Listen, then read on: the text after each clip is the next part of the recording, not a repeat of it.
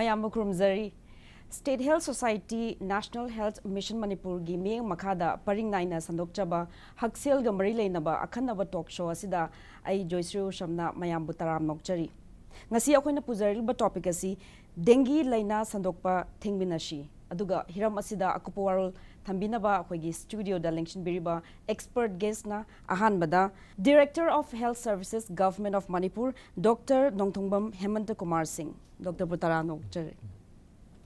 Anisubada Dr. Salam Priyo Kumar Singh, State Malaria Officer, Dr. Butaram Nokchari, and last but not the least, Dr. Ngangom Surjalata Devi, Entomologist, National Vector-Borne Disease Control Program, Dr. Busutaram Nokchari. Ngasi akoy Manipur gi mafum kayada dengue gi case masing hengalapana State Health Department na khongthang kya paikhalakli miyam da awareness pinabai damakta amasung Leina asdagi ngakthoknaba adagi magi laing pathapki damakta khongthang kya paikhalakli aduna ngasi gi episode asida akoina miyam gi support aduga hariba Leina ase karamna prevent tawgani aduga karigumba narakpa matamda kari section thawrang aduga laing pathapki matang da khangminashi ngasi gi discussion hokdokcha basi ahan bada ahak oza Dr. Priyo Kumar Dalakchage Dr. Dengue hariba Leina si akoi hanadi chahi tarakun gi mamang di taramdaba adukumba Leina ni adubu hojikti masigi akoi climate ki change lakpa asina zumaram oiraga dengue Leina si Manipur da zumagi case adum thengnare aduna akoina khangjaning basi ahan bada dengue Leina haibasi chapchana karamba makhal gi Leina no aduga magi signs and symptoms magi stages sing kari leibege haibado ahan bada khara thambina ba haizari haizage dengue hariba nabasi masa matomta fagigadaba yam laina thingba yaba aduga koigi pulap koi medical term da haragana outbreak prone viral disease haidare ko arum laihong torga naaba adugumba anaba mani hariba nabasi den koba arbo virus ki makhalsna thohan bako makhal mari den 1 den 2 den 3 den 4 na koba sigi arbo virus na thohan ba adum banaba makhalamani hari banaba si mahik yawba aegis mosquito jia kanda da sandokpa adugumba anaba makhalamani hari banaba si kamai tawdana akhoi miyoi bada narke hadardi magi laigong kino si mowong matau si ahamada arum haurani arum haubaga loina na kok sikpa lu tang sikpa ko then khoi gi isagi thabak ama nangan sida ngangsang ngang nik thorakpa oning san matauba othorak pa yai sig iroina na akhoi gi mit ki eyeball se akhoi gi nammado beja orung samangan de yengmada narak kholakpa phaurakpa masiba khoina retroorbital pain hana kawi hariba sign symptoms singsi lakpa thodi akhoi masi akhoi gi dengue hana suspect tawbu yare hariba dengue hariba anaba makhal si anaba keno si stage mari thokna khoina khaidok pa yai Number 1 da asymptomatic or koigi undifferentiated viral syndrome hairu khangna baidare ko kanagumba sai aina mathakta panjari ke ba virus si nioi ba ikhoida changkhaba matungda magi immune system je yamna kanba khotba yam kanningai kanlaga leiba thodi masagi magi khoina mathakta panjari ba sign symptoms pudorokta baidare ko koigi lok thumbai type naton mai khara chen ba kok chili tor hek phagi ba ko masibu khoina undifferentiated or asymptomatic viral syndrome hairu kangnai number 2 dana koigi classical dengue fever haidare sidadi ngasai aina mathakta panjare ba arum mauba kok chikpa oning saning tawba ngangsang na phuri gi ta pudorakpa mitna haba hariba masi tawrakpa thodi khoina classical dengue fever na haina khanba yare sigi stage 1 and 2 sidi koi yumna dum koigi kai haidare kok chikpa khwangna ba arum mauba sigi fanana ba amasung kai koigi home treatment tawga dum yumna dum lairaga layang bayai aduga stage 3 and 4 kitai henjalakpa haidare ko dengue hemorrhagic fever haidna stage ahum subam lairi masigi stage dadi kamain tawke da koigi masagi isagi skin gi makha sida ngangsang na ni thorakpa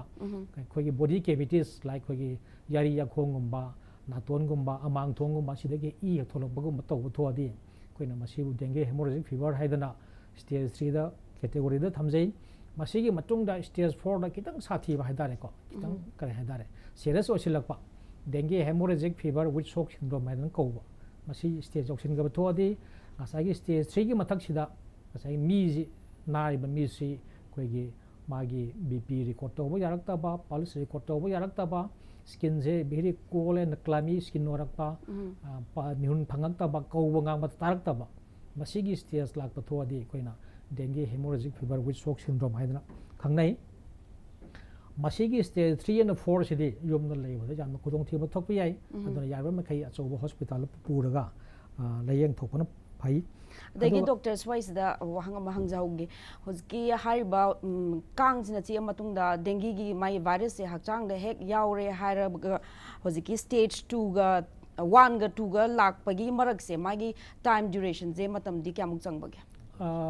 incubation period से कहीं ने कनागुमा मागी massage दा महक यावा Kong सिना महक से काप्शन खरे मतुंग सिदा ngसाइगे dinghy गी ngसाइगे सान सिम्पटोम से 7 to 10 days हाइदारे को नुमित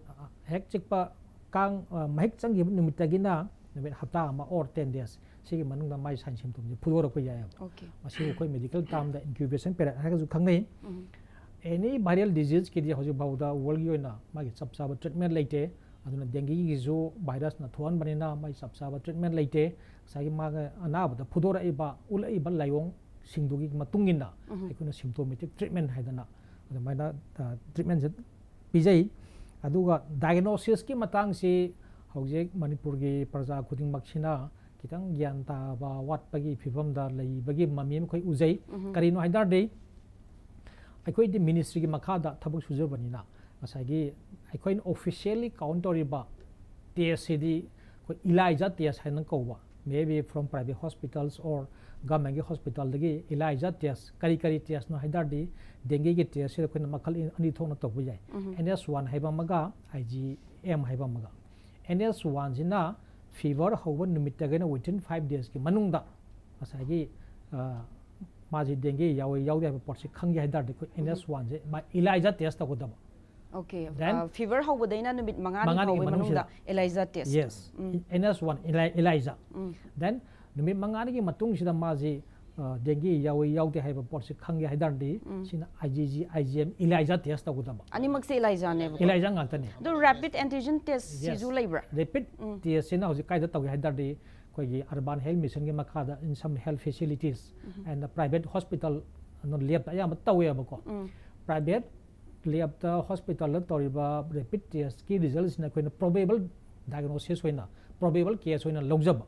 okay toigma sung probable case hoina logba tho asu koina akoi department ki site gi di preventive and containment measures em tam chana dum report hoy phamgal lakhot chaba haidare aduna the test tobi matang sida officially counteriba record ti it is only those results which is conducted by ELISA test ELISA test su aduga lenga ki hospital or lenga ki facility the test obo si khatang oina lo bura no say for example private hospital kharada ELISA test tor patho ba NS1 obi yai IgM obi yai or private lab khara tor patho adi masi result je officially dum count tok je ba ko adu maximum cases se hoje RIMS amasung GNMS ki BRDL ko ba microbiology department da IgM gi kai ELISA test loi conduct tawjari abko aduna sidagi lakpa result sing si amasung atopa private hospital amasung lab tagi live ELISA test tawba ELISA gi result sing se we used to count it as dengue positive cases masi koin officially lojai adu prevention ki matang sidi horen ko na keno ji rosilak pa ko na mulak sa hoji treatment amasung prevention ki matang doctor amung lak chage mathang ki wahanga se hak doctor surjala tar lak chage doctor oziki hariba dengue laina je kang chik padai sandok pani hari aduga mai virus se aedes haiba mosquito jina carry tawi hari swais da doctor gi keno expertise akupa waru ko thamina bhaizer aedes kauba kang makhal lamana sandok pani ado koi india da hai tare ko adeda dengue sandu iba kang se taramuk layabako adugi manungda koi manipur da sandu iba si aedes aegypti haiba mane aedes albopictus haiba ani sina maru oina tawi adubu akoi urban area da nahalliba sidi maru oina infected oiraba aedes aegypti female na chik aba matungda adumaina nahanbani aduga aedes albopictus sina koi gi khungang hai tare ko village area da koi gi salbetic reason hai tare ko forest na anamba leiba mafamsingda akoigi ugi ahoba hole ko adegi akoigi wagi note sing ising yawba leidana ko adugumba adegi akoi nung akaiba leidana ko akoigi naturally phangba ising tungba yaba mafamsingdo adaida moisi breeding place oi aduga moina su dengue sandokpada secondary vector oina thau pui hai tare the doctor hojiki urban area da haiba tare aduidi akhoi sum areas is the yum the sandokpa hojiki mai breeding ground oirak paje hojiki marum je karamba matam da karamba phomna kamai kokpa ge adu zu khar thambi akhoi gi adis sina pamjabase magi marum kokpham se akhoi gi man made container ko or akhoi gi naturally phangba ko ising tungba ya anything that can hold water ko adugumba mafam singsida moina nong chusale or toti sing we ko any ising si tungaga leiraba matamda moina macha akhoi marum se ko aduga kang sigi yamna peculiar oiba magi character ama hairagadi akhoi gi marum se akhoi gi yamna singna ko akhoi gi isingi surface da kokte ba ko like other mosquito dauna ko adu mana kadai da ko ke habada akhoi container yauriba akhoi syntax pu oiro any patra oiro magi wall da inside the wall akhoi gi wall du da ko eba ko aduga mana ngasai gi marum sina nongmani ni leire ko aduga ngasai gi ising sida pokhairaga ising sida tarani ko aduga matang sida ina amtang panjaning bana akhoi gi kang se magi life stage si mari suiba ko mari se egg larva pupa and adult ko akhoi gi mari sigi manungda ahum amadi haibadi egg ne larva ne pupa ne sidi akhoi gi ising da leidoini dana ko aduna akhoina adigi adulti adum paire dana ko sumaina aduna akhoina yariba makai magi akhoi gi kangi behavior se adigi magi character se khangagadi akhoi kang se kadai da marum ko edu khangadi akhoi prevent tawba yai dana ko aduna the doctor mamang zu ha na intro da zu hapeti panjakre akhoi global climatic change lakpa asiga zu hojiki kang magi breeding siga zu mari leina raswai zu khra ta leidine leire hojiki sabagi sang hingala abani na ko thaina koi June July dagina September October baudang oirambado haibadi summer season haise hojiki sange dana ko adum akhoi gi langban adu kai hani ko mera saisi huzu still huzu pauba adum sari sini dana ko aduna akhoi nong su suba aduna magi breeding ground su fazana leire then akhoi climatic temperature do magi ambient temperature du su leire dana ko aduna mase amna profusely marum ko adegi marum ko bani na kangi density si yam khatle then mana adegi amu kai daure akhoi gi dengue gi virus se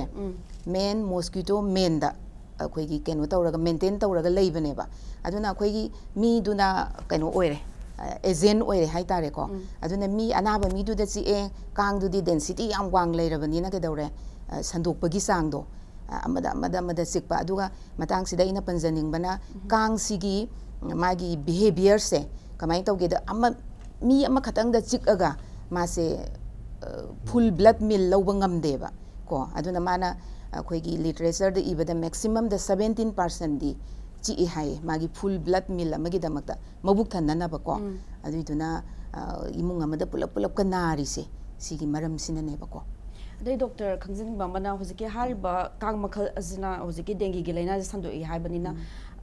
kang sina chiklaba matungda naraba patient je mangonda atopa kang na chiaga adugi virus tu sandok padingam gadoribra or dengue gi hojiki hariba aedes mosquito asina khatang mangonda amka topda sandok gadoribra specific oirine haibadi ngasai gi ain mathakta panjagi be vector ani se vector haibadi sandu ngasai gi disease transmit tawribado akhoi gi vector borne disease da maru oina sandu ibese vector borne haise kaino haibada vector duna sandokpa haibane ba koi ma'am खंगबीरे airborne अदेगी waterborne लेदना को disease मखन मखन अखोई the ꯑꯩꯈꯣꯏꯒꯤ NBBDCPꯅ ꯇꯧꯖꯔꯤꯁꯤꯅ only vector borne disease ꯅꯦꯕ ꯍꯥꯏꯕꯗꯤ vectorꯅ ꯁꯟꯗꯣꯛꯄ vectorꯁꯤꯅ ꯀꯔꯤꯅꯣ ꯍꯥꯏꯕꯗ ꯑꯩꯈꯣꯏꯅ ꯇꯤꯜ ꯀꯥꯡ ꯀꯣ ꯑꯩꯈꯣꯏꯅ ꯇꯤꯜ ꯀꯥꯡꯁꯤꯅ ꯑꯗꯣ ꯗꯦꯡꯒꯤꯒꯤꯁꯤꯅ ꯀꯥꯡ ꯃꯈꯜ ꯑꯅꯤꯁꯦ vector ꯑꯣꯏꯔꯤꯁꯦ ꯍꯥꯏꯕꯗꯤ Aedes aegypti and Aedes albopictus ꯑꯗꯨꯒ ꯑꯩꯈꯣꯏ ꯑꯔꯕꯥꯟ ꯑꯦꯔꯤꯌꯥꯁꯤꯗꯗꯤ ꯑꯩꯈꯣꯏꯅ ꯉꯁꯤꯐꯥꯎꯗ ꯑꯩꯈꯣꯏꯅ entomological survey ꯇꯧꯖꯕ ꯃꯇꯝꯗ ꯐꯪꯉꯤꯕ ꯀꯥꯡꯁꯦ only ꯉꯁꯥꯏꯒꯤ Aedes aegypti ꯁꯦ ꯁꯤ ꯈꯛꯇꯅꯦ ꯍꯥꯏꯕꯗꯤ ꯉꯁꯥꯏꯒꯤ ꯃꯥꯒꯤ ꯀꯥꯡꯒꯤ ꯃꯁꯛꯁꯦ ꯑꯩꯅ ꯉꯁꯥꯏ ꯃꯃꯥꯡꯗ ꯄꯟꯖꯍꯧꯗ꯭ꯔꯦ ꯑꯩꯈꯣꯏꯒꯤ ꯌꯥꯏ ꯃꯔꯞ ꯆꯥꯎꯕ ꯀꯣ ꯑꯗꯨꯒ ꯃꯥꯁꯦ 5 mm ꯃꯨꯛꯇꯅꯤ ꯃꯥꯅ full grown adultse ko aduga mui ko mase mui aduga magi makhong masase adu marang haibadi silvery white spots mayam ama layeba ko aduna maram oiraga mase stripe satpadongna uiyeba ko aduna akoina mabu tiger mosquito haina mayamna khangnari se common name da ko adai doctor hojike hariba kang makhalse magi life cycle buding asai doctor panbikre do mapung pharaba kang oira matamda maje kyam kuina di ma longevity kano magi bapang punsi je kyam sangbuge adult ki ko aduna 3 to 4 weeks mana hinge aduga once mas infected oiraba magi ngasai gi magi 3 to 4 weeks se ma adum virus se carry tawraga haibadi leidoine ba mangonda ko yam nuwais doctor mathang da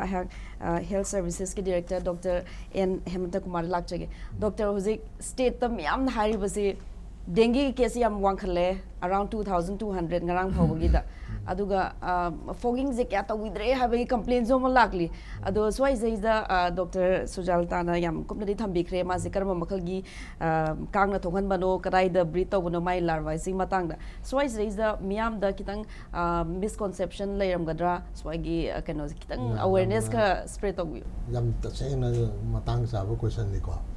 ziki marwing na ngasai gi dengue ni khangde mera ni khangde sandokpa matam na mayam gi metu urapase fogging ji hane te ujare ha ko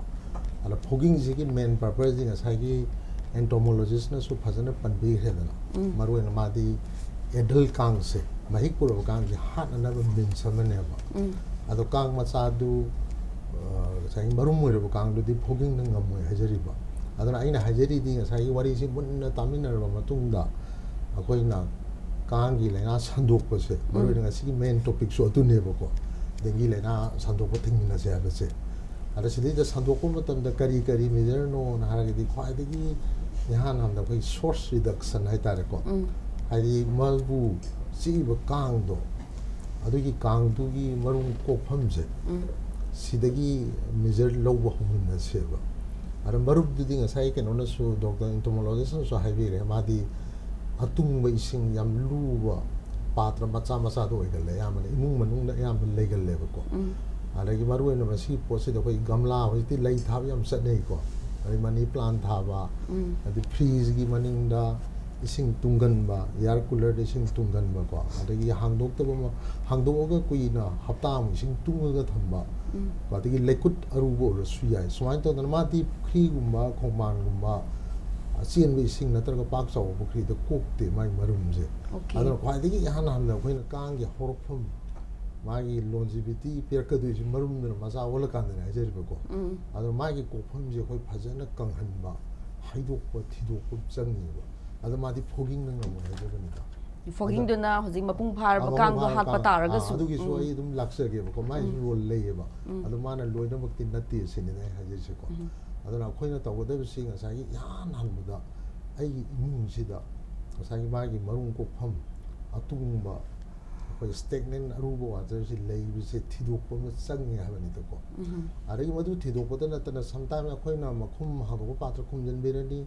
ari marum su yai lai na dum khoina tos la ma ka bo dum pharang mon chu ga magi larva je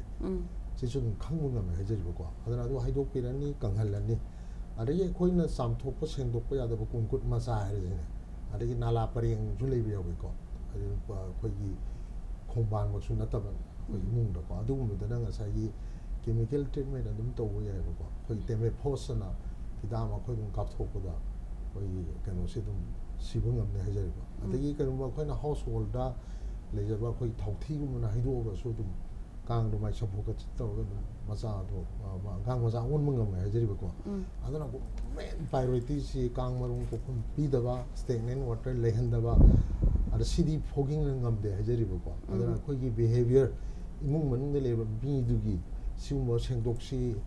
마시 강한시 티독시 하바 아도 뭐 액션 나마 다카르 레바 ꯑꯩꯈꯣꯏꯅ ꯏꯁꯤꯡꯒꯨꯝꯕ ꯂꯩꯒꯨꯝꯕꯁꯦ ꯇꯤꯡꯕ ꯇꯥꯔꯒꯁꯨ ꯃꯇꯝ ꯆꯥꯅ ꯃꯁꯤ ꯍꯩꯗꯣꯛꯄꯤꯕ ꯇꯥꯔꯦ ꯃꯔꯝꯗꯤ ꯃꯥꯗꯤ ꯀꯥꯡ ꯄꯣꯛꯐꯝ ꯗꯨ ꯄꯤꯔꯒꯗꯤ ꯀꯥꯡ ꯍꯩ ꯃꯄꯤ ꯑꯣꯜꯂꯒ ꯑꯩꯈꯣꯏꯗ ꯑꯃꯨꯛ ꯆꯦꯜꯂꯛꯀꯗꯣꯏꯅꯤ ꯑꯗꯩ ꯉꯁꯥꯏ ꯑꯦꯟꯇꯣꯃꯣꯂꯣꯖꯤꯁꯅ ꯍꯥꯏꯕꯗ ꯀꯥꯡ ꯃꯍꯤꯛ ꯄꯨꯕ ꯀꯥꯡꯁꯦ ꯑꯦꯗꯜ ꯃꯣꯁꯀꯤꯇꯣ ꯑꯦꯗꯤꯁꯁꯦ ꯃꯥꯅ ꯀꯣꯛꯄ ꯃꯔꯨꯝꯗꯁꯨ ꯃꯍꯤꯛꯁꯦ ꯑꯗꯨꯝ ꯌꯥꯎꯈ꯭ꯔꯅꯦꯕ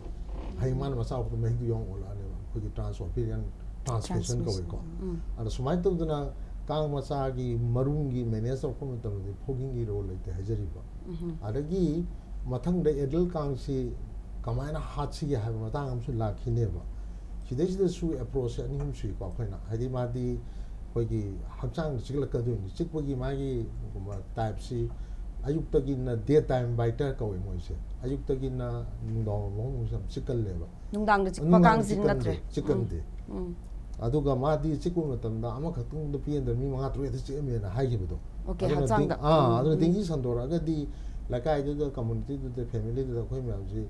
ꯐꯨꯔꯤꯠ ꯈꯨꯗꯥꯡ ꯆꯣꯟꯕꯤ ꯈꯣꯡꯒ꯭ꯔꯥꯎ ꯑꯆꯣꯟꯕ ꯄꯥꯏꯖꯃꯥ ꯑꯣꯏꯔꯁꯨ ꯑꯗꯩ ꯃꯣꯖꯥ ꯍꯥꯏꯗꯤ ꯃꯥꯅ ꯂꯥꯛꯀꯟꯕꯁꯤ ꯈꯨ ꯃꯈꯥ ꯌꯥꯝ ꯆꯤꯛꯀꯜꯂꯤꯀꯣ ꯁꯨꯃꯥꯏꯅ ꯇꯧꯗꯅ ꯑꯩꯈꯣꯏꯒꯤꯁꯨ ꯍꯥꯏꯗꯤ ꯉꯁꯥꯏꯒꯤ ꯏꯃꯨꯡꯗꯨꯒꯤ ꯃꯤꯗꯨꯒꯤꯁꯨ ꯃꯥꯒꯤ ꯐꯤꯔꯣꯟꯗꯁꯨ ꯀꯥꯡ ꯆꯪꯗꯅꯕ ꯑꯃ ꯑꯗꯩ ꯀꯥꯡꯁꯦ ꯆꯤꯛꯄ ꯍꯧꯖꯤꯛꯀꯤ ꯃꯣꯁꯀꯤꯇꯣ ꯄꯣꯄꯦꯂꯦꯟ ꯑꯗꯨꯗ ꯙꯨꯞꯀꯤ ꯃꯑꯣꯡꯗꯕꯨ ꯑꯣꯏꯔꯁꯨ ꯀꯣꯏꯜꯒꯤ ꯃꯑꯣꯡꯁꯨ ꯂꯩꯗꯅ ꯑꯗꯩ ꯑꯗꯨꯒꯨꯝꯕ ꯑꯃꯁꯨ ꯊꯥꯗꯣꯛꯄ ꯑꯃꯁꯨ ꯆꯨꯝꯃꯦꯕꯀꯣ ꯑꯗꯨꯕꯨ ꯉꯁꯥꯏꯒꯤ ꯏꯃꯨꯡꯁꯤꯗ ꯃꯤ ꯑꯃ ꯅꯥꯔꯛꯑꯦ ꯄꯣꯠꯁꯤ ꯉꯁꯥꯏ ꯑꯩꯈꯣꯏꯒꯤ ꯗꯣꯛꯇꯔ ꯄ꯭ꯔꯤꯌꯣꯀꯨꯃꯥꯔꯁꯨ ꯄꯟꯈ꯭ꯔꯦꯗꯅ ꯁꯨꯃꯥꯏꯅ ꯇꯧ ꯃꯥꯁꯤ ꯑꯦꯂꯥꯏꯁꯥ ꯄꯣꯖꯤꯇꯤꯚ ꯑꯣꯏꯔꯦ ꯑꯗꯣ ꯑꯩꯈꯣꯏꯒꯤ ꯐꯣꯒꯤꯡꯒꯤ ꯑꯣꯏꯅꯗꯤ ꯑꯦꯂꯥꯏꯁꯥꯗ ꯅꯠꯇꯦ ꯑꯩꯈꯣꯏ ꯔꯦꯄꯤꯠ ꯇꯦꯁꯇ ꯄꯣꯖꯤꯇꯤꯚ ꯑꯣꯏꯔꯁꯨ ꯑꯩꯈꯣꯏꯒꯤ ꯄꯥꯎꯗꯣ ꯃꯥꯏ ꯃꯐꯝꯗꯣ ꯑꯩꯈꯣꯏ ꯑꯔꯕꯥꯟꯗ ꯄꯥꯎ ꯂꯥꯛꯑꯒꯅ ꯑꯔꯕꯥꯟꯗ ꯗꯤꯁꯇ꯭ꯔꯤꯛ ꯃꯔꯨꯑꯣꯏꯅ ꯏꯝꯐꯥꯜ ꯏꯁꯀ ꯋꯦꯁꯀꯅ ꯌꯥꯝ ꯁꯣꯛꯏꯁꯦꯀꯣ ꯑꯇꯩ ꯗꯤꯁꯇ꯭ꯔꯤꯛꯁꯨ ꯄꯦꯠꯁꯤ ꯑꯣꯏꯅ ꯁꯣꯛꯏ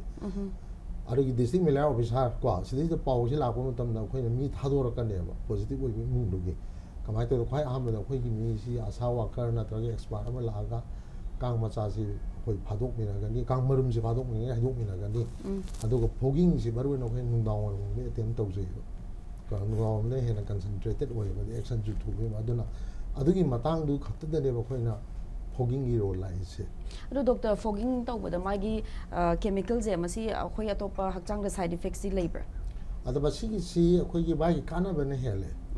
ꯏꯟ ꯑꯦ ꯁꯦꯟꯁꯇꯗꯤꯀꯣ ꯑꯗꯨꯒ ꯃꯥꯒꯤꯁꯨ ꯀꯦꯃꯤꯀꯦꯜ ꯔꯤꯑꯦꯛꯁꯟꯁꯦ ꯁꯤꯃꯛꯅ ꯅꯠꯇ꯭ꯔꯁꯨ ꯃꯥꯅ ꯑꯇꯣꯞꯄ ꯇꯤꯟ ꯀꯥꯡ ꯃꯌꯥꯝꯁꯨ ꯍꯥꯠꯈꯤꯗꯣꯏꯅꯦꯕ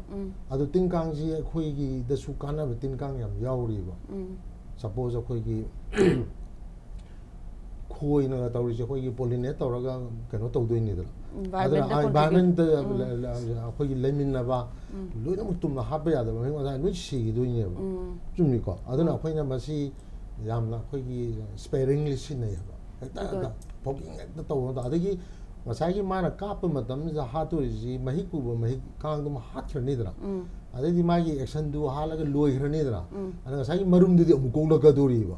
ꯑꯗꯨꯅ ꯃꯔꯨꯝꯗꯣ ꯍꯥꯟꯅ ꯁꯦꯡꯗꯣꯛꯄ ꯆꯪꯉꯦꯕ ꯅꯠꯇꯦ ꯑꯩ ꯐꯣꯒꯤꯡ ꯀꯥꯞꯊꯣꯛꯈ꯭ꯔꯦ ꯀꯥꯏꯅ ꯅꯨꯡꯉꯥꯏꯅꯒ ꯂꯩꯔꯨ ꯌꯥꯕ ꯅꯠꯇꯦ ꯍꯣꯔꯦꯟ ꯃꯔꯨꯝꯁꯤ ꯀꯣꯛꯊꯔꯛꯄꯗꯨ ꯑꯃꯨꯛ ꯃꯆꯥ ꯑꯣꯜꯂꯛꯀꯗꯣꯏꯅꯦꯕꯀꯣ ꯑꯗꯨꯅ ꯐꯣꯒꯤꯡ ꯏꯖ ꯅꯣꯠ ꯗ ꯑꯟꯁꯥꯔ ꯍꯥꯏꯕꯅꯤꯗ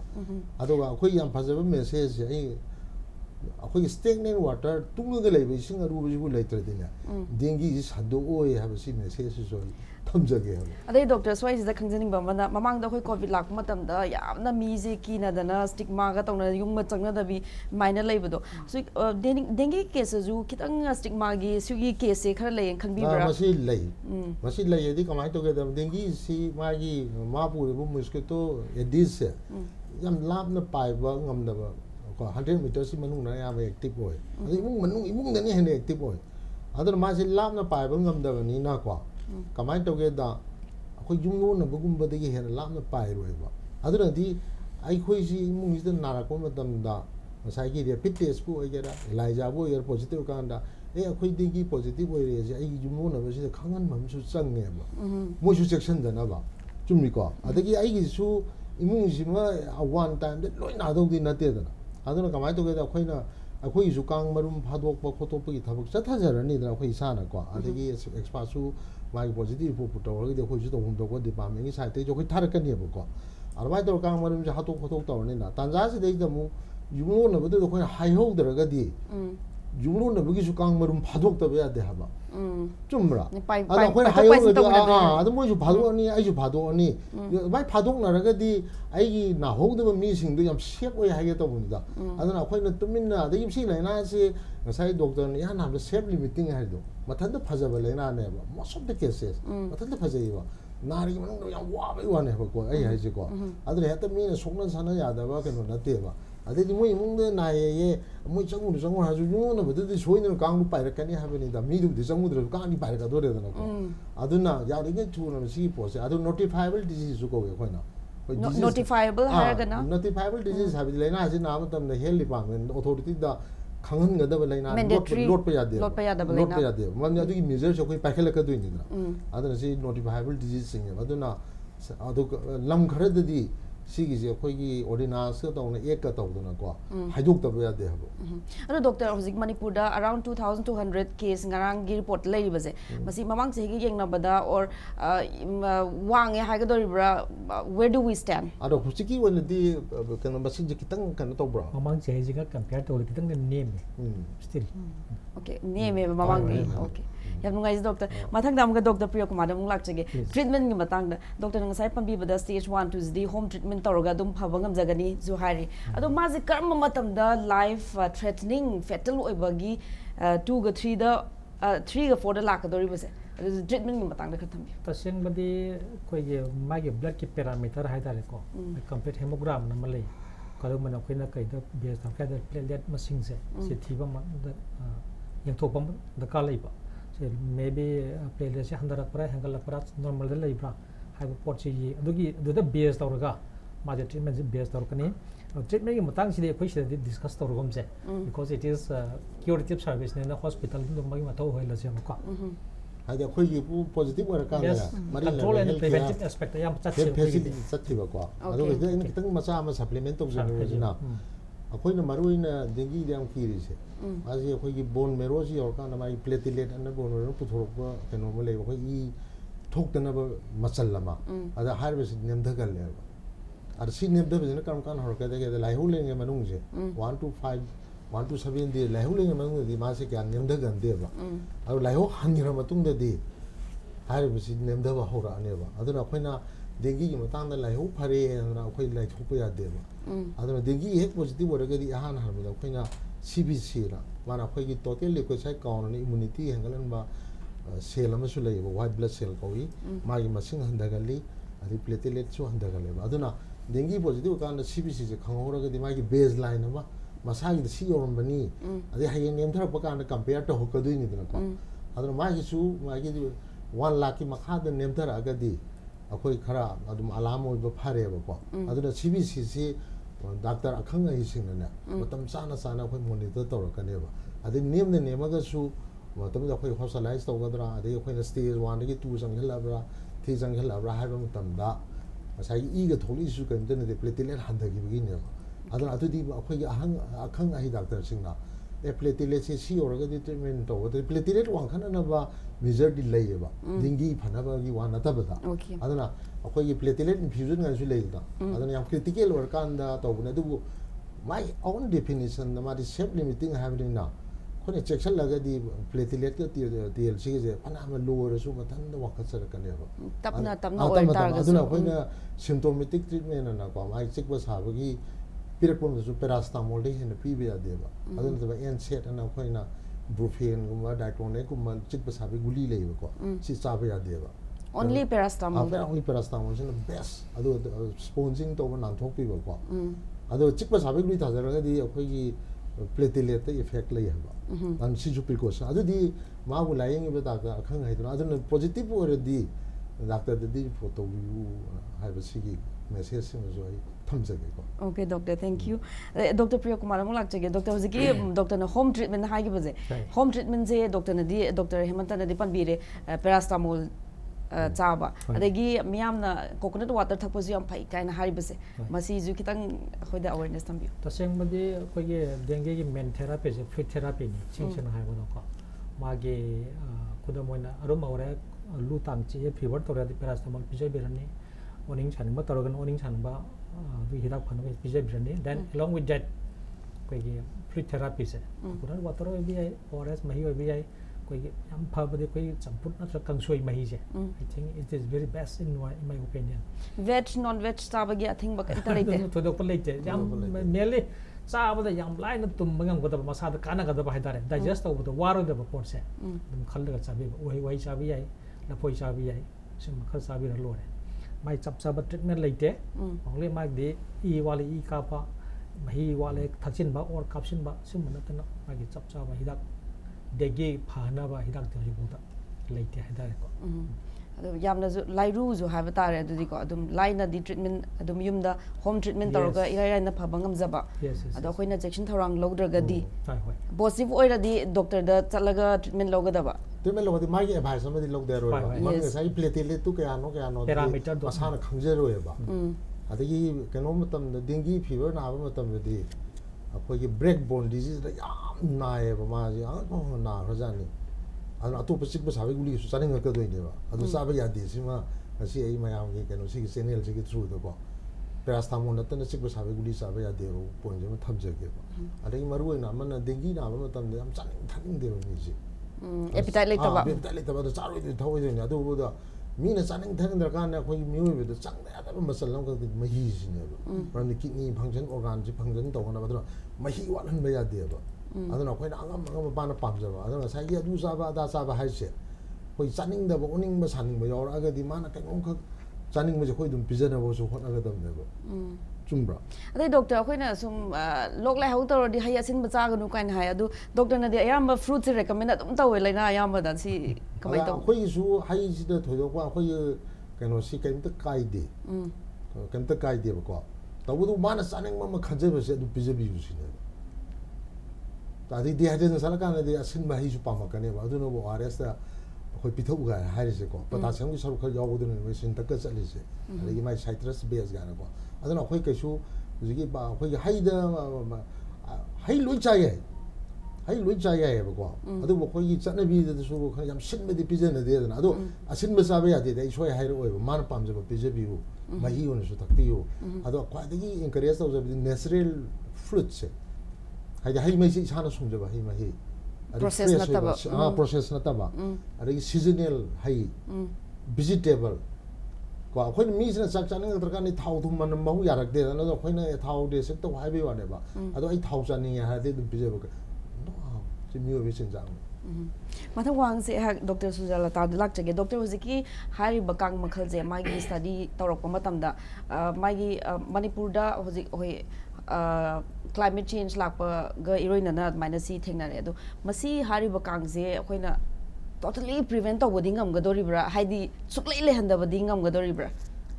ꯑꯗꯨꯗꯤ ꯉꯝꯃꯣꯏ ꯃꯔꯝꯗꯤ ꯑꯩꯈꯣꯏ ꯀꯥꯡꯁꯦ ꯑꯃꯔꯣꯝꯗꯀꯣ ꯑꯩꯈꯣꯏꯅ ꯑꯩꯈꯣꯏꯒꯤ ꯑꯦꯅꯤꯃꯤ ꯑꯣꯏꯅ ꯎꯕꯁꯨ ꯂꯥꯟꯅꯦꯕ ꯁꯥꯔꯅ ꯃꯃꯥꯡꯗꯁꯨ ꯉꯁꯥꯏ ꯇꯥꯛꯄꯤꯈꯤꯕ ꯑꯩꯈꯣꯏ ꯃꯥꯁꯦ ꯋꯥꯟ ꯑꯣꯐ ꯗ ꯒꯨꯗ ꯄꯣꯂꯤꯅꯦꯇꯔꯅꯦꯕ ꯃꯥꯁꯦ ꯀꯥꯡꯁꯤꯁꯨ ꯑꯗꯨꯅ ꯍꯣꯏ ꯅꯣ ꯑꯦꯕ꯭ꯔꯤ ꯀꯥꯡꯁꯦ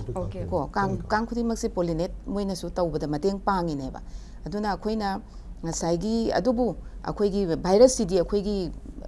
ꯃꯔꯛꯇ ꯂꯩꯈ꯭ꯔꯕꯅꯤꯅꯀꯣ ꯉꯁꯥꯏꯒꯤ ꯀꯥꯡꯁꯤ ꯑꯩꯈꯣꯏꯅ ꯁꯤꯅ ꯑꯦꯗꯤꯁꯅꯤ ꯁꯤꯅ ꯃꯦꯂꯦꯔꯤꯌꯥꯒꯤ ꯀꯥꯡꯅꯤ ꯁꯤꯅ ꯖꯄꯅꯤꯁ ꯑꯦꯟꯁꯦꯐꯦꯂꯥꯏꯇꯤꯁ ꯁꯟꯗꯣꯛꯄ ꯀꯥꯡꯅꯤ ꯑꯗꯣ ꯑꯩꯈꯣꯏꯒꯤ ꯄꯕ꯭ꯂꯤꯛꯅꯗꯤ ꯈꯪꯉꯣꯏꯗꯅꯀꯣ ꯑꯗꯨꯅ ꯑꯩꯈꯣꯏꯒꯤ ꯀꯩ ꯍꯥꯏꯇꯥꯔꯦ ꯀꯥꯡ ꯈꯨꯗꯤꯡꯃꯛꯁꯦ ꯃꯣꯏꯅ ꯑꯦꯅꯤꯃꯤ ꯑꯣꯏꯅ ꯎꯔꯛꯀꯗꯣꯏꯅꯦꯕ ꯑꯗꯨꯅ ꯃꯇꯝꯁꯤꯗꯗꯤ ꯁꯥꯔꯅ ꯃꯃꯥꯡꯗꯁꯨ ꯇꯥꯛꯄꯤꯈꯤꯕ ꯄꯥꯔꯁꯣꯅꯦꯜ ꯄ꯭ꯔꯣꯇꯦꯛꯁꯟ ꯀꯣ ꯑꯗꯒꯤ ꯄ꯭ꯂꯁ ꯑꯩꯈꯣꯏꯒꯤꯉꯁꯥꯏ ꯁꯣꯔꯁ ꯔꯤꯗꯛꯁꯟ ꯑꯗꯨꯒ ꯀꯥꯡꯁꯤ ꯂꯩꯍꯟꯗꯕ ꯍꯥꯏꯁꯤꯗꯤ ꯑꯩꯈꯣꯏꯒꯤꯁꯨ ꯃꯥꯡꯖꯕꯅꯤ ꯑꯗꯨꯒ ꯉꯝꯁꯨ ꯉꯝꯃꯣꯏ ꯅꯠꯇ꯭ꯔꯥ ꯑꯗꯨꯅ ꯑꯗꯨꯒ ꯉꯁꯥꯏꯒꯤ ꯗꯦꯡꯒꯤꯒꯤ ꯀꯥꯡꯁꯤꯗꯤ ꯑꯩꯈꯣꯏꯅ ꯏꯔꯥꯏ ꯂꯥꯏꯅ ꯂꯩꯍꯟꯗꯕ ꯌꯥꯏ ꯍꯥꯏꯁꯦ ꯀꯩꯒꯤꯅꯣꯗ ꯃꯥꯗꯤ ꯑꯩꯈꯣꯏꯒꯤ ꯁ꯭ꯃꯣꯜ ꯀꯟꯇꯦꯅꯔꯗꯒꯤ ꯍꯧꯔꯒ ꯑꯆꯧꯕ ꯑꯩꯈꯣꯏꯒꯤ ꯇꯦꯡꯀꯤ ꯀꯣ ꯑꯣꯚꯔꯍꯦꯗ ꯇꯦꯡꯀꯤ ꯑꯗꯒꯤ ꯁꯤꯟꯇꯦꯛꯁ ꯃꯈꯨꯝ ꯈꯨꯝꯗꯕ ꯑꯗꯒꯤ ꯊꯥꯏꯅ ꯑꯍꯜ ꯂꯃꯟꯁꯤꯡꯅ ꯁꯥꯔꯝꯕ ꯕꯤꯂꯥꯝꯕꯥꯇꯤꯅ ꯆꯟꯕ ꯑꯩꯈꯣꯏꯒꯤ ꯇꯦꯡꯀꯤ ꯂꯩꯗꯅ ꯑꯗꯨꯒꯨꯝꯕꯁꯦ ꯑꯩꯈꯣꯏ ꯃꯈꯨꯝ ꯈꯨꯝꯕꯣꯏ ꯈꯨꯝꯗꯕꯣꯏ ꯑꯗꯨꯝ ꯂꯩꯕꯅꯦꯕ ꯑꯗꯨꯏꯗ ꯃꯣꯏꯅ ꯌꯥꯝ ꯅꯨꯡꯉꯥꯏꯅ ꯃꯔꯨꯝ ꯀꯣꯛꯀꯅꯦꯕ ꯗꯦꯟ ꯃꯔꯨꯝ ꯀꯣꯛꯑꯅꯤ ꯑꯗꯒꯤꯗꯤ ꯂꯥꯔꯚꯥ ꯑꯣꯜꯂꯅꯤ ꯉꯁꯥꯏꯒꯤ ꯃꯆꯥ ꯐꯠ ꯀꯥꯞꯄꯗꯣ ꯀꯣ ꯑꯗꯨ ꯑꯣꯜꯂꯅꯤ ꯗꯦꯟ ꯄ꯭ꯌꯨꯄꯥ ꯑꯣꯜꯂꯅꯤ ꯄ꯭ꯌꯨꯄꯥꯁꯤꯅ ꯀꯣꯃꯥ ꯁꯦꯞ ꯃꯥꯜꯂꯦ ꯑꯩꯈꯣꯏꯒꯤ ꯐꯨꯜ ꯁ꯭ꯇꯣꯞ ꯀꯣꯃꯥꯗꯣ ꯑꯗꯨꯒꯤ ꯀꯣꯃꯥ ꯁꯦꯞ ꯃꯥꯜꯂꯤ ꯑꯗꯨꯃꯥꯏꯅ ꯑꯗꯨꯗꯒꯤꯗꯤ ꯑꯃꯨꯛ ꯑꯐꯇꯔ 7 days ꯗꯗꯤ ꯑꯦꯗꯜ ꯑꯣꯏꯅ ꯄꯥꯏꯈꯠꯂꯛꯑꯅꯤ ꯅꯠꯇ꯭ꯔꯥ ꯑꯗꯨꯅ ꯃꯁꯤ ꯑꯩꯈꯣꯏꯅ ꯀꯗꯥꯏꯗ ꯃꯔꯨꯝ ꯀꯣꯛꯏ ꯍꯥꯏꯁꯦ ꯑꯩꯈꯣꯏꯅ ꯈꯪꯉꯒꯗꯤ ꯑꯩꯈꯣꯏꯅ ꯏꯔꯥꯏ ꯂꯥꯏꯅ ꯀꯟꯇ꯭ꯔꯣꯜ ꯇꯧꯅꯤꯗꯅ ꯗꯦꯡꯒꯤꯁꯦ ꯃꯥꯒꯤ ꯗꯦꯟꯁꯤꯇꯤꯁꯦ ꯍꯟꯊꯔꯒꯗꯤ ꯀꯥꯡꯁꯤꯅ ꯃꯥꯏ ꯚꯥꯏꯔꯁ ꯁꯟꯗꯣꯛꯄꯅꯤ ꯚꯥꯏꯔꯁꯁꯤꯗꯤ ꯑꯗꯨꯝ ꯑꯩꯈꯣꯏꯒꯤ ꯄꯣꯄꯨꯂꯦꯁꯟꯗ ꯁꯤꯗ ꯑꯗꯨꯝ ꯌꯥꯎꯔꯒ ꯂꯩꯔꯕꯅꯦꯕ ꯑꯗꯨꯅ ꯉꯁꯥꯏꯒꯤ ꯚꯦꯛꯇꯔ ꯑꯣꯏꯔꯤꯕ ꯀꯥꯡꯁꯦ ꯑꯦꯗꯤꯁꯁꯦ ꯃꯥꯒꯤ ꯄꯣꯄꯨꯂꯦꯁꯟꯁꯤ ꯃꯥꯒꯤ ꯗꯦꯟꯁꯤꯇꯤꯁꯤ ꯍꯟꯊꯍꯜꯂꯒꯗꯤ ꯑꯩꯈꯣꯏꯅ ꯇ꯭ꯔꯥꯟꯁꯃꯤꯁꯟꯁꯦ ꯌꯥꯝ ꯁꯛꯁꯦꯁꯐꯨꯜꯂꯤ ꯇꯧꯔꯣꯏꯗꯅꯀꯣ ꯑꯗꯨꯒ ꯑꯃꯨꯛ ꯉꯁꯥꯏꯒꯤ ꯃꯇꯥꯡꯁꯤꯗ ꯀꯟꯇ꯭ꯔꯣꯜꯒꯤ ꯆꯪꯉꯛꯑꯁꯤꯔꯥ ꯀꯃꯥꯏꯅ ꯇꯧꯁꯤꯒꯦ ꯕꯥꯏꯑꯣꯂꯣꯖꯤꯀꯦꯜ ꯀꯟꯇ꯭ꯔꯣꯜꯁꯦ ꯑꯩ ꯃꯇꯥꯡꯁꯤꯗ ꯄꯟꯖꯅꯤꯡꯕꯅ ꯑꯩꯈꯣꯏ ꯉꯁꯥꯏ ꯃꯆꯥ ꯄꯥꯇ꯭ꯔꯁꯤꯗꯤ ꯑꯩꯈꯣꯏꯅ ꯂꯣꯏꯁꯤꯟꯕꯗ ꯂꯥꯏꯔꯦ ꯀꯣ ꯍꯥꯏꯕꯗꯤ ꯁꯣꯔꯁ ꯔꯤꯗꯛꯁꯟ ꯑꯩꯈꯣꯏ ꯑꯣꯐꯤꯁꯀꯤ ꯃꯥꯏꯀꯩꯗꯒꯤ ꯆꯠꯂꯦ ꯗꯤꯄꯥꯔꯠꯃꯦꯟꯒꯤ ꯃꯥꯏꯀꯩꯗꯒꯤ ꯄ꯭ꯂꯁ ꯑꯁꯥꯁꯤꯡ ꯌꯥꯎꯕꯤꯔꯦ ꯀ꯭ꯂꯕꯁꯤꯡ ꯍꯧꯖꯤꯛ ꯌꯥꯎꯕꯤꯔꯦ ꯀꯣ ꯑꯗꯒꯤ ꯃꯌꯥꯝꯁꯤꯡꯁꯨ ꯈꯔ ꯑꯦꯋꯦꯌꯔ ꯑꯣꯏꯕ ꯍꯧꯔꯛꯑꯦ ꯇꯧꯕꯇꯕꯨ ꯉꯁꯥꯏꯒꯤ ꯑꯆꯧꯕ ꯇꯦꯡꯀꯤ ꯃꯌꯥꯝꯁꯤꯗꯤꯀꯣ ꯃꯈꯨꯝ ꯈꯨꯝꯕꯒꯤ ꯄꯣꯖꯤꯕꯤꯂꯤꯇꯤ ꯂꯩꯇꯕ ꯃꯌꯥꯝ ꯊꯦꯡꯅꯩꯗꯅꯀꯣ ꯃꯁꯤꯗꯩꯁꯤꯗ ꯀꯃꯥꯏꯅ ꯇꯧꯒꯗꯒꯦꯗ ꯑꯩꯈꯣꯏꯅ ꯒꯝꯕꯨꯁꯤꯌꯥ ꯍꯥꯏꯅ ꯉꯥ ꯃꯈꯜ ꯑꯃꯈꯛ ꯂꯩꯌꯦꯕꯀꯣ ꯃꯁꯤꯒꯤ ꯉꯥꯁꯦ ꯊꯥꯗꯕꯤꯕ ꯃꯇꯝꯗ ꯃꯁꯤꯒꯤ ꯉꯥꯁꯤꯅ ꯅꯣꯡꯃꯗꯅꯦ ꯐꯨꯜ ꯒ꯭ꯔꯣꯟ ꯉꯥ ꯑꯃꯅ ꯃꯥꯒꯤ 100 to 300 ꯂꯥꯔꯚꯥ ꯄꯥꯔ ꯗꯦꯁꯦ ꯃꯥꯅ ꯆꯥꯊꯣꯛꯄ ꯉꯝꯃꯦꯕ ꯑꯗꯨꯏꯗꯤ ꯏꯔꯥꯏ ꯂꯥꯏꯅ ꯃꯦꯅꯦꯖ ꯇꯧꯗ꯭ꯔꯥ ꯑꯗꯨꯏꯗꯨꯅ ꯑꯩꯈꯣꯏ ꯉꯁꯥꯏꯒꯤ ꯁꯤꯟꯇꯦꯛꯁ ꯃꯈꯨꯝ ꯀꯥꯏꯈꯤꯕ ꯂꯩꯔꯣ ꯇꯦꯡꯀꯤ ꯃꯈꯨꯝ ꯈꯨꯝꯕ ꯌꯥꯗꯕ ꯂꯩꯔꯣ ꯑꯣꯔ ꯑꯩꯈꯣꯏꯒꯤ ꯂꯥꯏꯒꯤ ꯇꯦꯝꯄꯜꯒꯤ ꯅꯥꯀꯟꯗ ꯑꯩꯈꯣꯏꯒꯤ ꯂꯥꯏꯒꯤ ꯏꯁꯤꯡ ꯁꯣꯛꯅꯕ ꯀꯥꯏꯅ ꯈꯔ ꯑꯗꯨꯝ ꯃꯈꯨꯝꯗꯤ ꯈꯨꯝꯗꯕ ꯃꯌꯥꯝ ꯂꯩꯗꯅ ꯑꯩꯈꯣꯏ ꯅꯍꯥꯟ ꯀꯩꯅꯣꯗ ꯆꯠꯆꯔꯨꯕ ꯃꯇꯝꯗ ꯕꯥꯃꯣꯟ ꯂꯩꯀꯥꯏꯗ ꯆꯠꯆꯔꯨꯕ ꯃꯇꯝꯗ ꯂꯥꯏ ꯇꯦꯝꯄꯜꯗꯨꯒꯤ ꯅꯥꯀꯟꯗ ꯂꯩꯍꯧꯋꯦ ꯀꯣ ꯑꯩꯈꯣꯏꯒꯤ ꯌꯥꯝꯅ ꯀꯩꯅꯣ ꯇꯧꯅ ꯃꯈꯨꯝ ꯂꯣꯏ ꯍꯥꯡꯗꯣꯛꯑꯒ ꯑꯗꯩꯗ ꯃꯥꯒꯤ ꯀꯩꯅꯣꯗꯣ ꯂꯥꯔꯚꯥꯗꯣ ꯃꯌꯥꯝ ꯄꯤꯛ ꯁꯧ ꯂꯩꯍꯧꯔꯦꯕꯀꯣ ꯑꯗꯨꯏꯗꯨꯅ ꯃꯗꯨꯗꯩꯗ ꯑꯩꯈꯣꯏ ꯉꯥ ꯃꯆꯥꯗꯣ ꯑꯅꯤ ꯑꯍꯨꯝ ꯊꯥꯗꯕꯤꯔꯗꯤ ꯃꯣꯏ ꯂꯣꯏ ꯆꯥꯊꯣꯛꯑꯅꯤ ꯁꯁꯇꯦꯅꯦꯕꯜꯁꯨ ꯑꯣꯏꯕ ꯍꯥꯏꯗꯤ ꯐꯣꯒꯤꯡꯒꯤ ꯀꯦꯃꯤꯀꯦꯜꯁꯨ ꯏꯔꯥꯏ ꯂꯥꯏꯅ ꯀꯣ ꯑꯗꯨ ꯗꯣꯛꯇꯔ ꯁ꯭ꯋꯥꯏꯁꯤꯗ ꯗꯣꯛꯇꯔ ꯄ꯭ꯔꯤꯌꯣꯀꯨꯃꯥꯔ ꯂꯥꯛꯆꯒꯦ ꯚꯥꯏꯔꯁꯁꯤ ꯑꯩꯈꯣꯏꯒꯤ ꯄꯣꯄꯨꯂꯦꯁꯟꯗꯗꯤ ꯑꯗꯨꯝ ꯌꯥꯎ ꯂꯩꯔꯦ ꯍꯥꯏꯕꯅꯤꯅ ꯀꯥꯡꯁꯤꯅ ꯁꯟꯗꯣꯛꯄ ꯈꯛꯇ ꯑꯣꯏꯕꯅꯤꯅ ꯑꯗꯣ ꯀꯥꯡꯁꯤ ꯂꯣꯏ ꯆꯠꯈꯤꯕ ꯇꯥꯔꯁꯨ ꯚꯥꯏꯔꯁꯁꯤ ꯂꯩꯍꯧꯔꯤꯕ ꯃꯤꯗꯨꯗ ꯃꯥꯒꯤ ꯍꯛꯆꯥꯡꯗ ꯀꯌꯥꯝ ꯀꯨꯏꯅ ꯂꯩꯕꯒꯦ ꯃꯥ ꯑꯦꯁꯤꯝꯇꯣꯃꯦꯇꯤꯛ ꯑꯣꯏꯅ ꯑꯗꯨꯝ ꯊꯥ ꯌꯥꯝ ꯀꯨꯏꯅꯁꯨ ꯑꯗꯨꯝ ꯂꯩꯕ ꯉꯝꯕ꯭ꯔꯥ ꯃꯁꯤ ꯃꯍꯤꯛꯁꯦ ꯆꯪꯈ꯭ꯔꯕ ꯃꯇꯨꯡꯗ ꯏꯟꯀ꯭ꯌꯨꯕꯦꯁꯟ ꯄꯤꯔꯛꯀꯤ ꯃꯇꯨꯡꯁꯤꯗ ꯁꯦ ꯐꯤꯚꯔ ꯇꯧꯔꯛꯑꯅꯤꯀꯣ ꯐꯤꯚꯔ ꯇꯧꯕ ꯃꯇꯨꯡ ꯍꯦꯛ ꯍꯧꯔꯛꯄꯗꯒꯤꯅ ꯋꯤꯊꯤꯟ 5-7 ꯗꯦꯖꯁꯦ ꯁꯤꯐꯥꯎꯗ ꯃꯥꯁꯦ ꯚꯥꯏꯔꯁꯁꯤ ꯌꯥꯎ ꯂꯩꯔꯝꯒꯅꯦꯕ ꯁꯤꯒꯤ ꯄꯤꯔꯤꯌꯠꯁꯤꯗ ꯉꯁꯥꯏꯒꯤ ꯑꯦꯗꯤꯁ ꯀꯧꯕ ꯀꯥꯡꯁꯤꯅ ꯑꯅꯥꯕ ꯃꯤꯉꯣꯟꯁꯤꯗꯒꯤ ꯆꯤꯛꯈꯤꯕꯗꯣꯗꯤ ꯚꯥꯏꯔꯁꯁꯤ ꯑꯗꯨꯝ ꯊꯣꯛꯈ꯭ꯔꯅꯦꯕ ꯑꯥꯐꯇꯔ ꯗꯦꯠ ꯃꯥꯅ ꯑꯦꯗꯤꯁ ꯃꯊꯪ ꯑꯥꯐꯇꯔ 7-8 ꯗꯦꯖꯀꯤ ꯃꯇꯨꯡꯗ ꯉꯁꯥꯏꯒꯤ ꯗꯦꯡꯒꯤ ꯅꯥꯔꯤꯕ ꯃꯤꯁꯤꯗ ꯑꯦꯗꯤꯁꯅ ꯆꯤꯛꯄ ꯊꯣꯛꯑꯁꯨ ꯚꯥꯏꯔꯁꯁꯤ ꯃꯥ ꯑꯗꯨꯝ ꯀꯩꯅꯣ ꯇꯧ ꯂꯩꯇ꯭ꯔꯦ ꯑꯩꯅ ꯈꯪꯖꯅꯤꯡꯕꯅ ꯁꯨꯝ ꯑꯩꯈꯣꯏ ꯄꯣꯄꯨꯂꯦꯁꯟꯗꯒꯤ ꯃꯁꯤ 100% ꯚꯥꯏꯔꯁꯁꯤ ꯂꯣꯏ ꯂꯧꯊꯣꯛꯄꯗꯤ ꯉꯝꯒꯗꯣꯔꯤꯕ꯭ꯔꯥ or is it possible there lies question of prevention ꯁꯤ ꯑꯩꯈꯣꯏ ꯚꯦꯛꯁꯤꯟ ꯑꯗꯨ ꯇꯣꯉꯥꯟꯅ ꯇꯣꯄꯤꯛ ꯑꯃ ꯂꯥꯛꯑꯒꯦꯕꯀꯣ ꯑꯗꯨꯅ ꯑꯩꯈꯣꯏꯅ ꯍꯧꯖꯤꯛ ꯄꯕ꯭ꯂꯤꯛꯅ ꯇꯧꯕꯤꯒꯗꯕꯁꯦ if anybody is positive for dengue ꯅꯥꯔꯦꯅ ꯂꯦꯕꯣꯔꯦꯇꯔꯤ ꯔꯤꯄꯣꯔꯠ ꯐꯪꯕ ꯊꯣꯛꯑꯗꯤ ꯍꯥꯏꯔꯤꯕ ꯃꯤꯁꯦ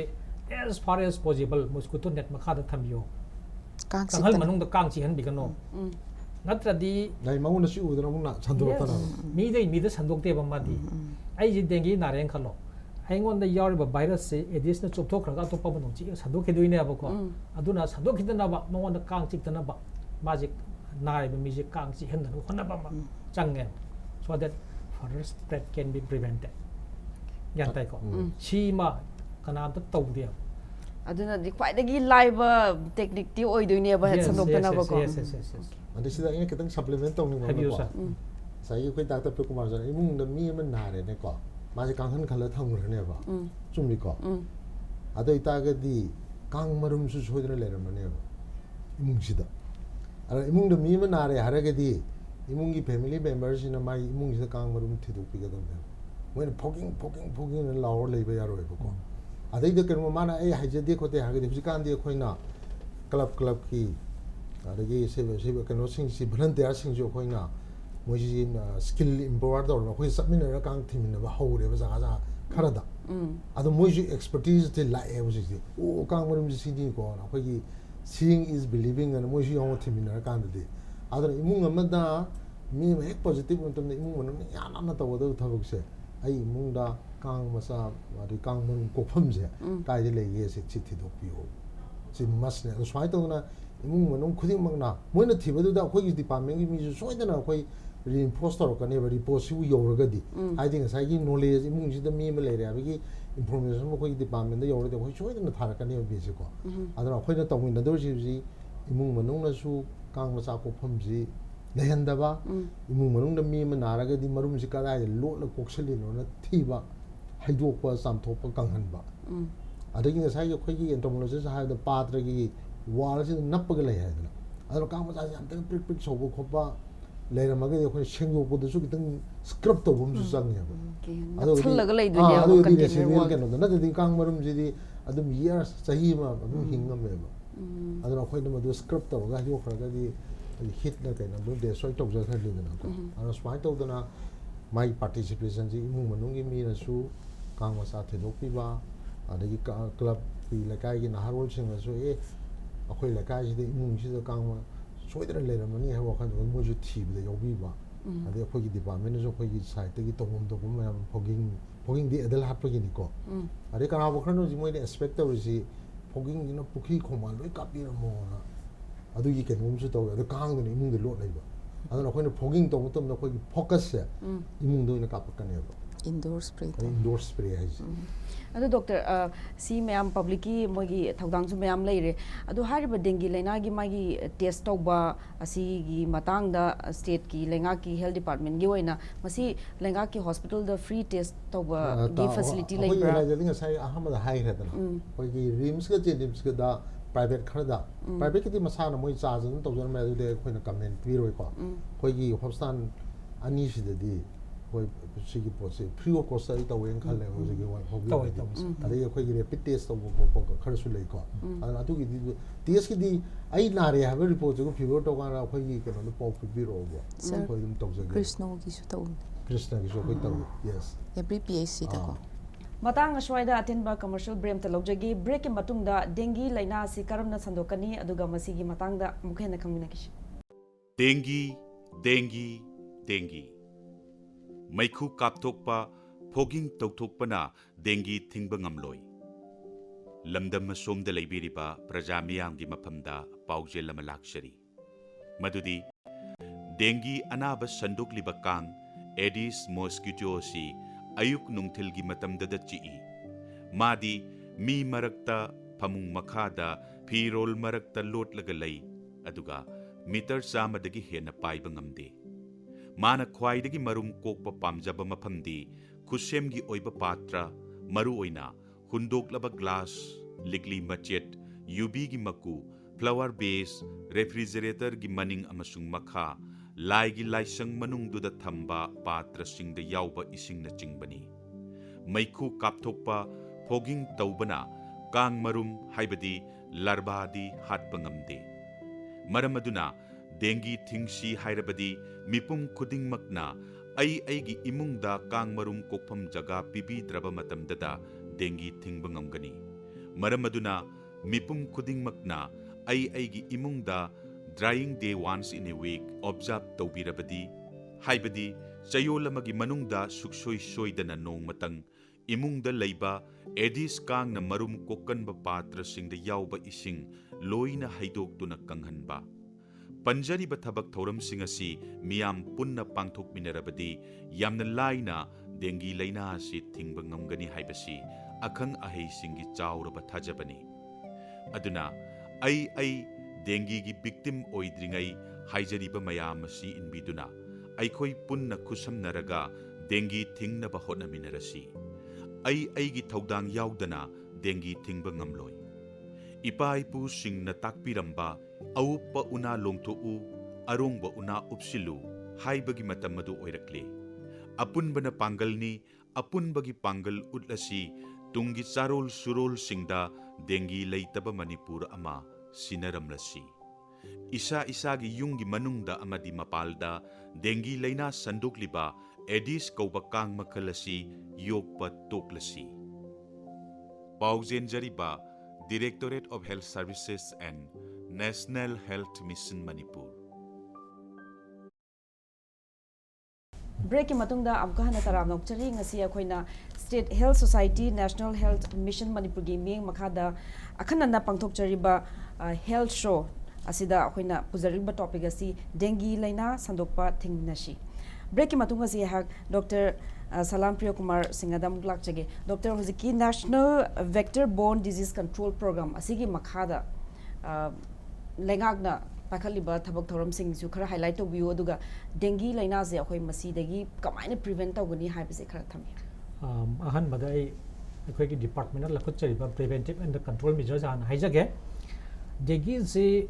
thing si haidar de koina view ani ko point ani ko khana ba number 1 vaccination ko number 2 da magi routes of transmission koina thing na hona ba vaccination di hoji under trial basis ta lady masi matang pha changkhini aduna dengue se thing se haidar de akoina lambi ani hum du uba ya ko number 1 da adult kang mapi against koina sangjin ba activities ama masi manung da koina kari kai la ka ga haidar de sai koi sir respected director jo habi khiba personal protection hoji saba summer gi matam moi bani na sar ju sana puri chomba khongra chonba yama kai sela ga lebi maram di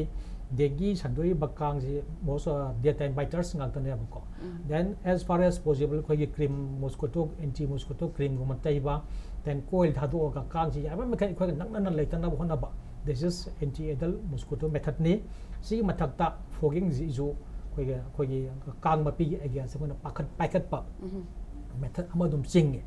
ado hauji manipur gi praja mayam na fogging tawraga dengue je sang pang amoy na khali wakalon je masi pura aran ba wakalon ya in hygienic ba hidare ko masai masi gi maram jo koi sar director na jam number chingno explain to bi khare fogging to basina dengue je thingani haibagi masi koi gi keno si da niyom da yoram bathodi inda government na ta manipur government ko aerial fogging to romba yaitana kadu bi tokji ban si amang ba kana ba amasung amang mass fogging to basina amang ba amasung kana ba ga yamam tam mangja bane hen badi masi kana dre haidana mainly we are focusing on source reduction activities ko masi da natana phegi kari haida anti larva marum da attack to ba ma sigi marum da attack to ba sida chidani ko na am emphasis pi ga ta basi maram di kang sina kwai dagi marum kokpa pamjaba si yumgi manung amasung akoi badalai ba khusiemgi oiba patra macha da yori ba singse masi dane ba parja mayam singsina yumgi manung amasung mapanda thabak tongdabida mapa lom da sumang da jungle jana khada maikhu katana then kogi kang marum hatoro ba chemical ka thoga leiba tai masung kang si imung sida yam laina marum ko ga pura 5-star hotel ki type lai re ko aduna khoina masigi activities tawna dengue ke se sum hengalai kari maram gu haidar de kang se yum manung se sum yam na khoina yuoga unknowingly unexpectedly yuoga tham lai re si port se ma public mayam khangjin bi re haraga masi ai gi hauraga aingon da gi hauraga family level community level gi hauraga ai gi yum amasung manung se singa tung se thamdana ba hona ba drying the once in a week se masi observe to we bathodi yam laina thingba ya ga ba na ban makhal ma adegi doctor zigi fogging ji sai director nas pan bikre ko environment ju yam sokpa adegi hakjang da ju mai chemical je khara toxic oi bani na swai je khangjaning ba je kari gumba asma gumba na ba imung manung de yaw tar ga di fogging to bu jom ka masi bera ta ga fogging je taseng na di imung sida mi angang macha pik pa leiba yamna haloi ba leiba ko then khogi COPD chronic obstructive pulmonary disease asthma gumba leiba khotpa then to pa khoi heart disease leiba ko pa leiba thodi masi kapi roi da bane ba ko maram da hayang madu phana ba kapu barabar hai ba bo sai khudong thi ba thole khoi department da blame tor ba ju ya ada sim hazard mayam se lei aduna masigi port city fogging is not the only solution for dengue prevention the main is akoina yum da lei bising tung basing dok ba jine ba lahen da ba jine ba ko ado hoju phag ba da akhoi gi department gi site gi khoi gi respected commissioner come secretary to governor gi instruction makada koi respected director koi respected state mission director NICM khoi gi state ki team ga pullaga review meeting pangthok tana hariba dengue sengal report se khoi mayam pulap changaga kamai tawduna control tana khona sege haidana khoi yam kana discuss taro matungda hoji club mayam involve taroga agi state ki arwan gi team arwan gi asam mayam involve taroga vigorous source reduction activities khoi dum changsin ba hojari ba ko sidan natana khoi gi awareness sin ba then kangal chemical lup thok pa activities to radio jingles mayam tha ba su khoi hojari haidare ngasi gi program sim baksi ju ngasi gi talk so health talk so to sizu one of the khoi gi preventive aspect of dengue prevention masi hajene adai doctor hojiki dengue harba magi